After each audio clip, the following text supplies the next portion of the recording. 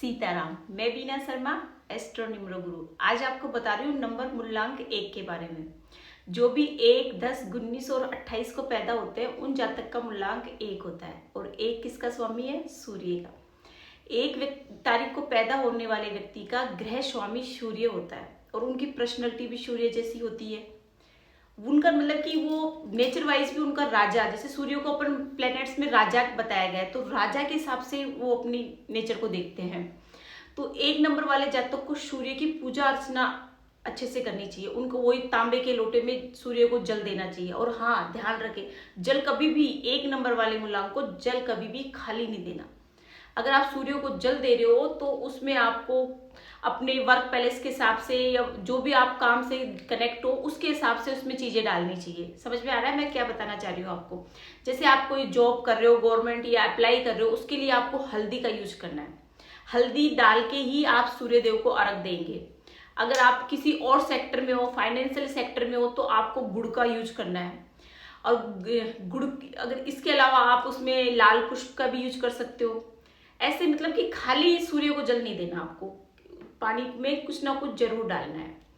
और सूर्य की जो होते हैं 1 वाले, तो सूर्य मतलब कि वो बिजनेस करना चाहिए, उनको कभी भी जॉब में नहीं जाना चाहिए। जॉब सेक्टर उनके लिए बना ही नहीं है, उनको तो हमेशा बिजनेस में जाना चाहिए और बिजनेस में ही वो ग्रोथ करेंगे। क्योंकि राजा किसी के अंडर में काम नहीं करता, राजा के अंडर में लोग काम करेंगे। अगर ये लोग बिजनेस में जाएंगे तो इनके लिए बेस्ट है, अगर ये जॉब में जाएंगे तो ये अपनी प्रॉस्पेरिटी को डाउन कर रहे हैं। तो मेरा सजेशन ये है कि इनको बिजनेस में जाना चाहिए।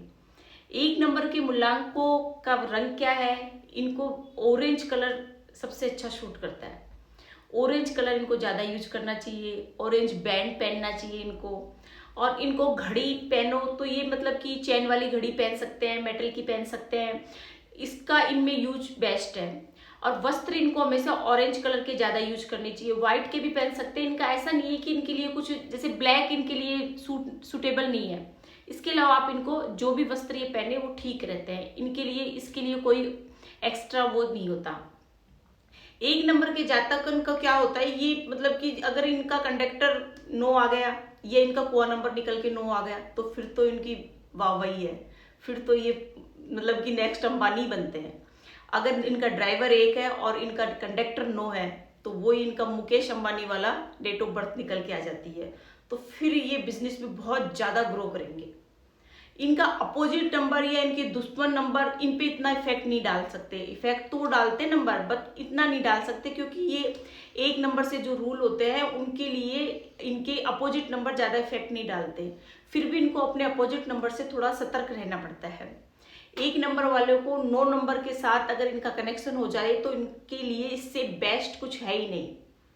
मेरे हिसाब से इनको अगर अपना बिजनेस में कुछ करना है या शादी करनी है, एवरीवन जो भी पार्टनरशिप करनी है वो इनको 9 नंबर के साथ करनी चाहिए। तब इनकी ग्रोथ देखो, आपको पता ही नहीं चलेगा इनकी ग्रोथ कहाँ से कहाँ हो गई।